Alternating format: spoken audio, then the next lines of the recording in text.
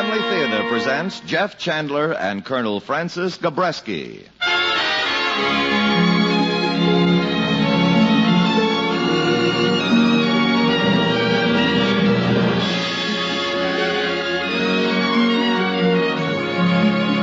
From Hollywood, the Mutual Network, in cooperation with Family Theater, presents We Hold These Truths, starring Jeff Chandler.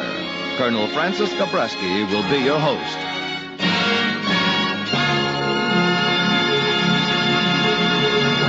Family Theater's only purpose is to bring to everyone's attention a practice that must become an important part of our lives if we're to win peace for ourselves, peace for our families, and peace for the world. Family Theater urges you to pray. Pray together as a family. And now to our drama, We Hold These Truths, starring Jeff Chandler.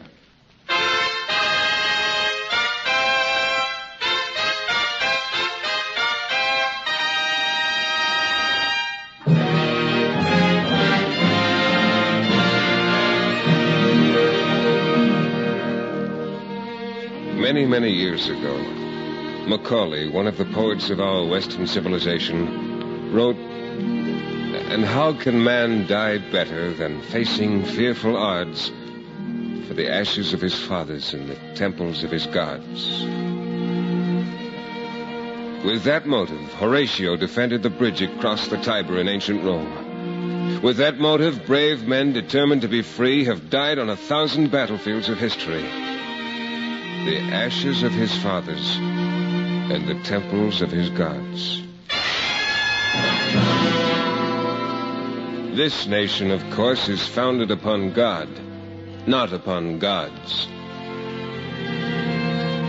And the ashes of our fathers, the rock whence we were hewn, has for the natural man, the man of honor, the integrated man, a claim, even a parental claim, upon loyalty and love.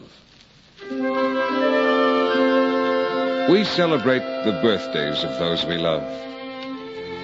And the day after tomorrow will be the birthday of our country, our republic.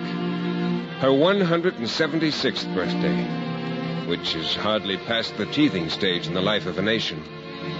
She's as beautiful as ever, and as worthy, fundamentally, of our love.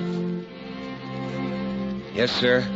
This will be our 176th glorious 4th, celebrated everywhere that Americans travel or fight or congregate, from Kansas to Korea.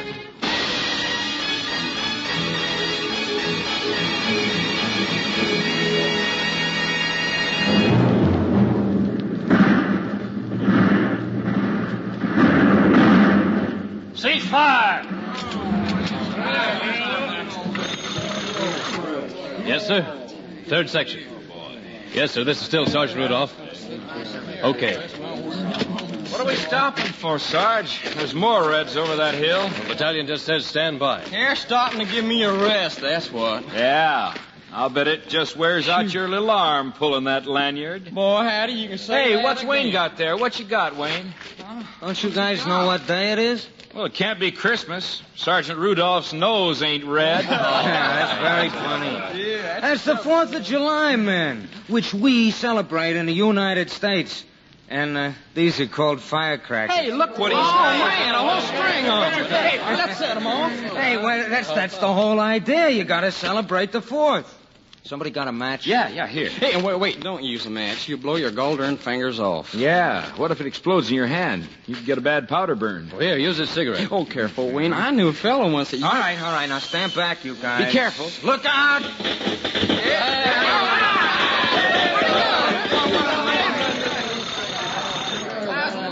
Make a battery.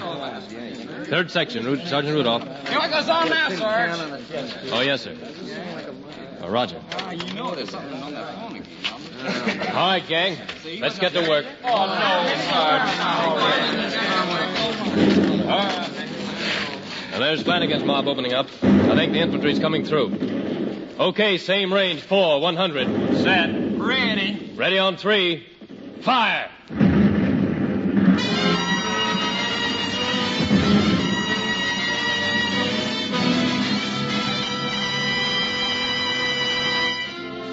Yep, this day's been going on a long time.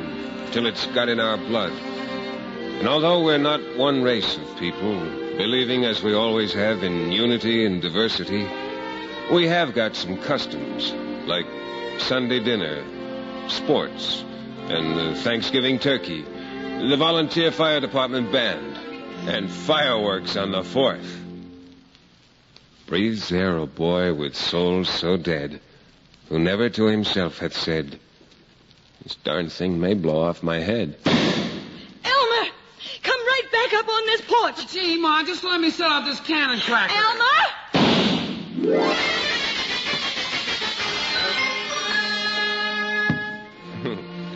The casualty lists on the 4th used to be pretty bad. Though probably not as great as the toll on our highways every holiday due to careless driving. But we do learn things as a nation. Today we believe in safer and saner 4ths, with our national sport, for example. Steady right! Who says so? I say so. Yeah, if your sight was any better, it might be worth your while getting glasses. Funny fella. Play ball! Steady right! What are you talking about? Next batter. Wait a minute, Mighty Mouse. How was that a strike? Number 1, I didn't swing at it. Number 2, it was below my knees. And number 3... That's right, number 3, and you're out. Go on, scram. You must have dough on this game. Look, one more crack like that, and you'll go to the showers. And, boy, you need a shower. Safe and sane. No violence, no casualties. While in almost every city, the Chamber of Commerce or veterans organizations arrange community fireworks.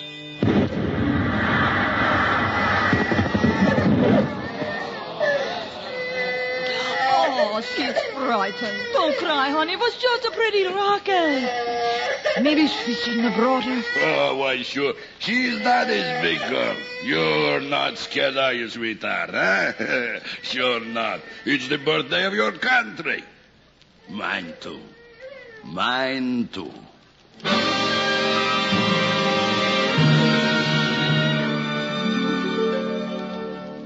Many things happened on many 4ths. 87 years after the signing of the Declaration of Independence, our country is locked in a war between brothers. July 4th, 1863. It is the high water mark of the Confederacy. General Lee's invasion of the North is challenged at Gettysburg, Pennsylvania, by a Union army under General George G. Meade.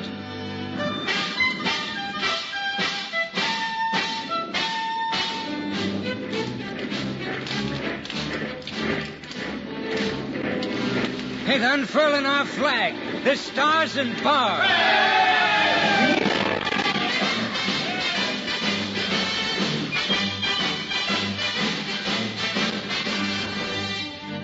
While the Union lines prepare to resist the most gallant charge in history.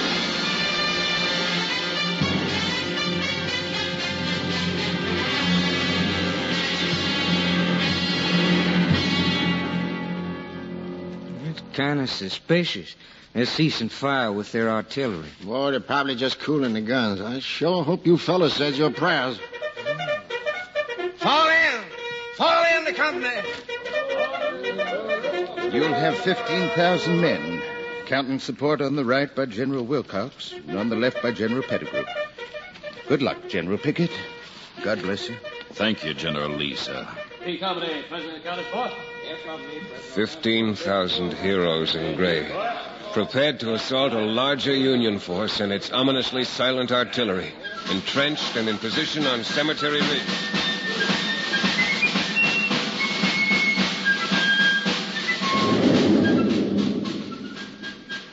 I told you they were just cooling their pieces. Here it starts.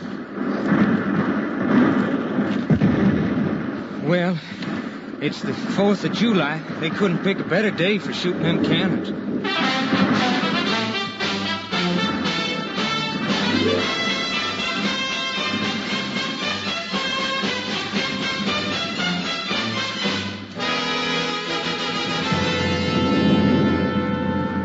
Here they come.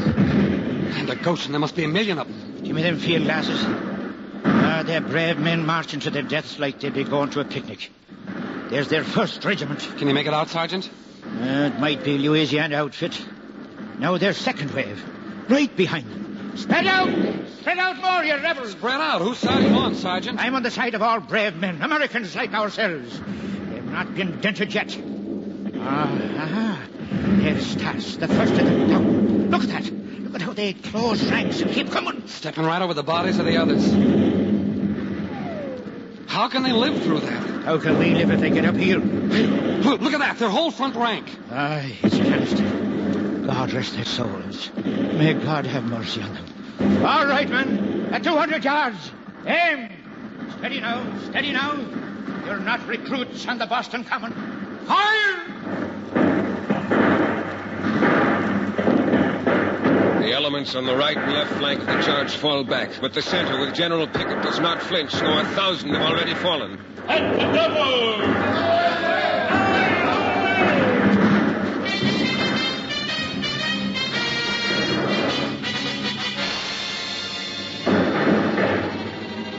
Look at him come. By gum, now I know how my grandpa said he fell on top of Bunker Hill. Yes, but these are our own people. At 100 yards. Aim!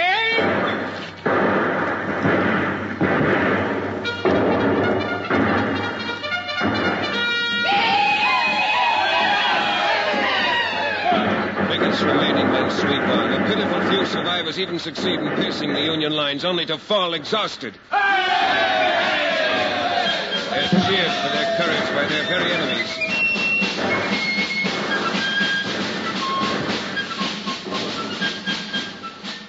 For the ashes of their fathers and the temples of their gods.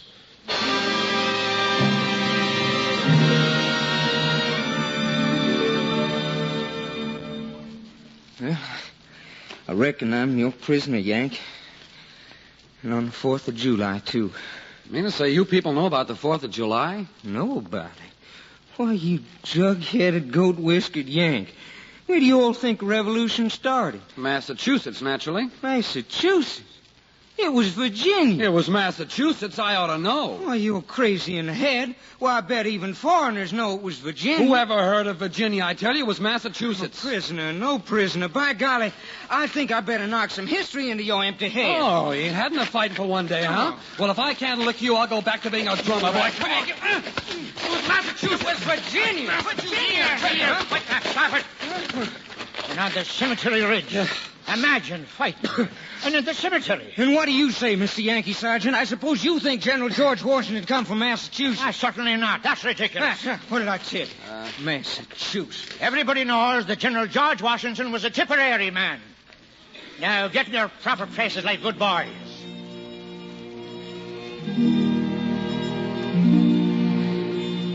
The 4th had been celebrated earlier in our history with parades. The setting off of brass cannon in village greens. And in some communities, more quietly.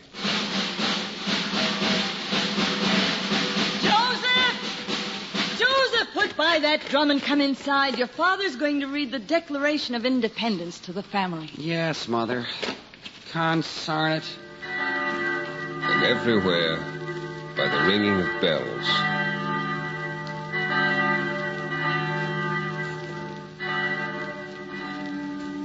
July 8th, 1835. 4 days after the 59th anniversary of the signing, John Marshall, Chief Justice of the Supreme Court, dies, following a lifetime of honorable service to his country.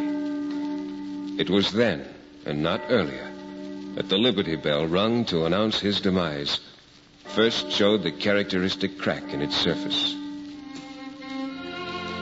Yet, before our freedom could be enjoyed, it had to be confirmed.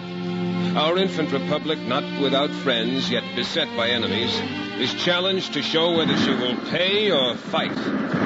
The Barbary pirates sweeping out from their fortified ports, Tunis, Tripoli, Algiers, exact a heavy tribute from the Mediterranean shipping. Merchant ships and even some smaller sloops of war are robbed and destroyed, and their crews made slaves. For 400 years, the nations of Europe had paid, or taken the consequences. But the young United States objects to ransom and tribute. Commodore Stephen Decatur is sent to deal with the corsairs.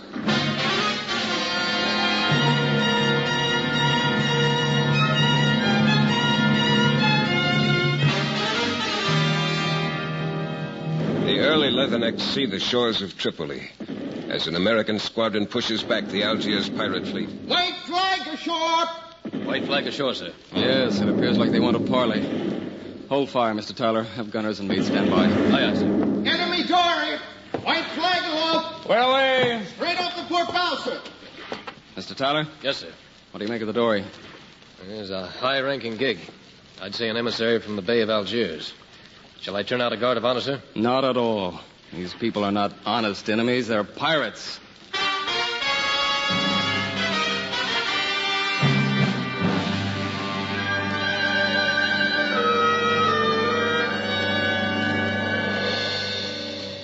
Stand by with the ladder. Lower away.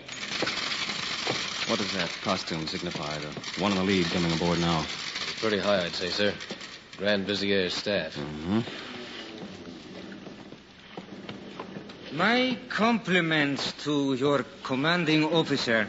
I wish to see him. You're looking at him, Sonny. You are Captain Decatur? But it's impossible. You are a midshipman, so young. I'm old enough to hang you from the yardarm if you weren't protected by a white flag and by a civilized custom which you don't respect. What's your business? Please, my master, the Bey of Algiers, wishes you to come to his palace to discuss a settlement. If the Bey wants to talk to us, why doesn't he come aboard? Because he's old and sick and weighs 300 pounds of lard. All right. I'll go ashore. But, Captain, sir. You will come and discuss the settlement. No. I will come and tell your Bey to his face that his ships must be destroyed. All of them. By him or by my squadron by next Sunday. I'll tell him that the seas are free. That Americans do not pay tribute. That my government proposes to liberate all of his Christian captives at once. I shall also set an indemnity which he will pay. If he likes in gold. Although true justice might prefer his neck. But please. Captain's boat, prepare to lower. Never mind, I'll go on the dory. But, Captain Decatur, if they get you ashore alone. Mr. Tyler, your guns are trained on the city. If I'm not back aboard, sir, in precisely 1 hour and 17 minutes, you will do for that city what the Lord did for Sodom and Gomorrah. Aye, aye, sir. All right, Sinbad. Conduct me to your master, the Bey of Algiers. And that, very permanently, was that.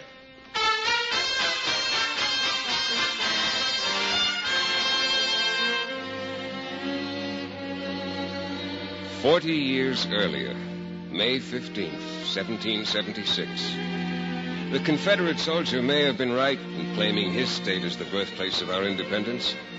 For on this date, at Williamsburg, the Virginia Convention adopts a resolution instructing its delegates to the Continental Congress to move for complete severance with the Crown.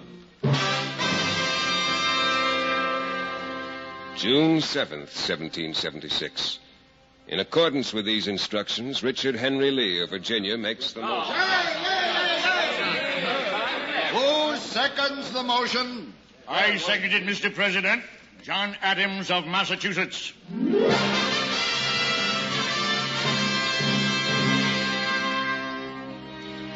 A committee of 5 is appointed to draw up a declaration.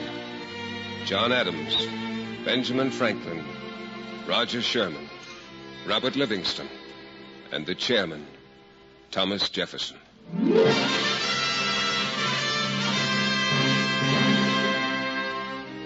No fewer than 47 alterations are made in Jefferson's original. On June 28th, the Committee of 5 brings the draft to Congress. For a year and a half we have been at war, gentlemen. Lexington and Concord have passed into history, and our fellow countrymen who have died require that we dedicate their blood to union and independence. Shall we then continue to nurture a legal fiction of allegiance to a power whose soldiery we are endeavoring to defeat?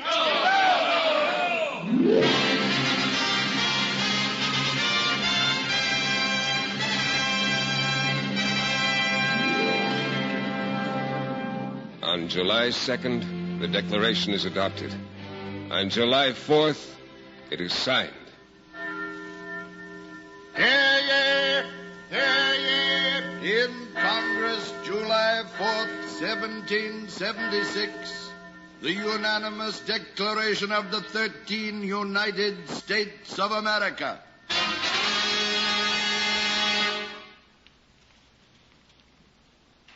When, in the course of human events, it becomes necessary for one people to dissolve the political bands which have connected them with another, and to assume among the powers of the earth the separate and equal station to which the laws of nature and of nature's God entitle them, a decent respect to the opinions of mankind requires that they should declare the causes which impelled them to the separation. We hold these truths to be self-evident, that all men are created equal, that they are endowed by their Creator with certain inalienable rights, that among these are life, liberty, and the pursuit of happiness, that to secure these rights, governments are instituted among men, deriving their just powers from the consent of the governed, that whenever any form of government becomes destructive of these ends, it is the right of the people to alter or to abolish it, and to institute a new government, laying its foundation on such principles and organizing its powers in such form as to them shall seem most likely to affect their safety and happiness.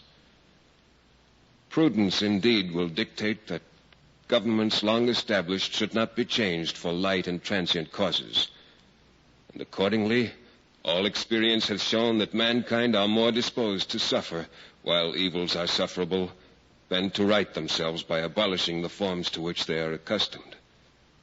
But when a long train of abuses and usurpations, pursuing invariably the same object, evinces a design to reduce them under absolute despotism, it is their right, it is their duty to throw off such government and to provide new guards for their future security. Such has been the patient sufferance of these colonies, and such is now the necessity which constrains them to alter their former systems. Had the colonies lost the war, these signers to a man would have been executed, their property confiscated, their families ruined, and their names disgraced. This they well knew, and yet... Bless my soul, Mr. Hancock. Why have you signed your name in such giant letters? Precisely, sir, so the king won't need his eyeglasses to read it. I agree. We must hang together now, lest we all hang separately. Now then, who signs for New Hampshire? Josiah Bartlett, William Whipple, Matthew Thornton. Who signs for Massachusetts? Samuel Adams, John Adams, Robert Treat Payne, Elbridge Gerry. From Rhode Island? Step Hopkins, William Ellery. For Connecticut? Roger Sherman, Samuel Huntington, William Williams, the representatives Oliver of the United Walker. States New of York, America, William in Floyd, General Congress assembled, Philip Livingston, appealing to the Supreme Francis Judge Lewis, of the world for the Lewis rectitude of our intentions, Richard do, in the Sutton, name and by the authority of the good people of these colonies, solemnly publish and declare that these united colonies are, and of right ought to be, free and independent states, that they are absolved from all allegiance to the British Crown, and that all political connection between them and the state of Great Britain is, and ought to be, totally dissolved, and that as free and independent states they have full power to levy war, conclude peace, contract alliances, establish commerce, and to do all other acts and things which independent states may of right do. And for the support of this declaration, with a firm reliance on the protection of divine providence, we mutually pledge to each other our lives, our fortunes, and our sacred honor.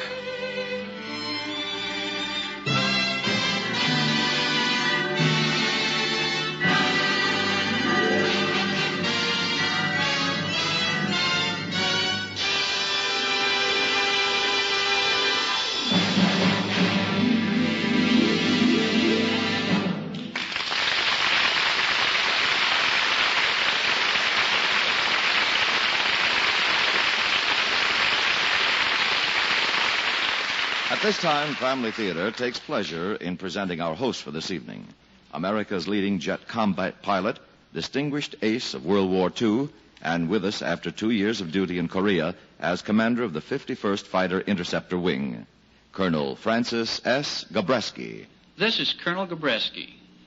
I am extremely happy to be host this evening on Family Theater's program, especially this program, commemorating Independence Day for 2 reasons, both concerned with family prayer.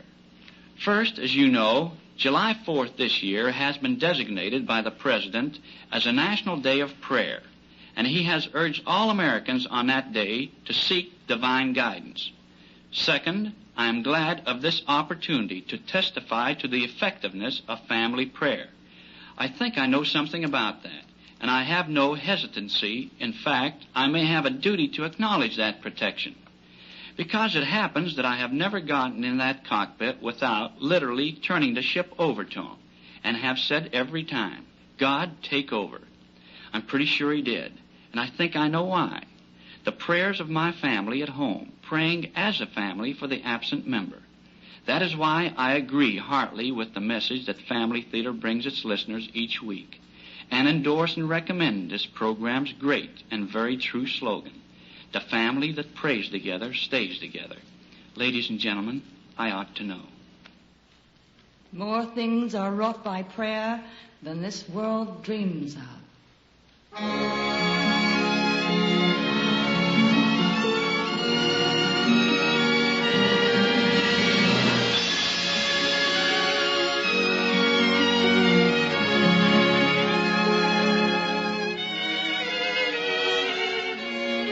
From Hollywood, Family Theater has brought you We Hold These Truths, starring Jeff Chandler. Colonel Francis Gabreski was your host. Others in the cast were May Clark, Ted DeCorsia, Howard Culver, Tom Holland, Robert Clark, Stan Waxman, Leo Clary, Cliff Clark, Lee Millar, and Roland Morris. The script was written by Fred Niblo Jr., with music composed and conducted by Harry Zimmerman, and was directed for Family Theater by Joseph F. Mansfield. This series of Family Theater broadcasts is made possible by the thousands of you who feel the need for this type of program, by the Mutual Network, which has responded to this need, and by the hundreds of stars of stage, screen, and radio who give so unselfishly of their time and talent to appear on our Family Theater stage. To them and to you, our humble thanks. This is Tony Lofrano expressing the wish of Family Theater that the blessing of God may be upon you and your home. Family Theater will not be heard next week due to convention broadcasts.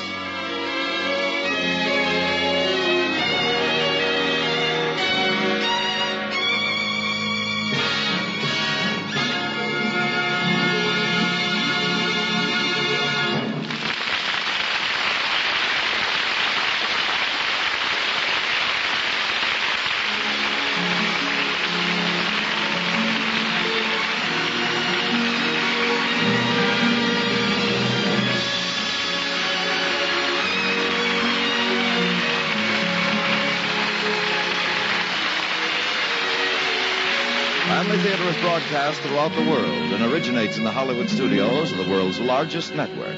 Portions of tonight's program were transcribed. This is the Mutual Broadcasting System.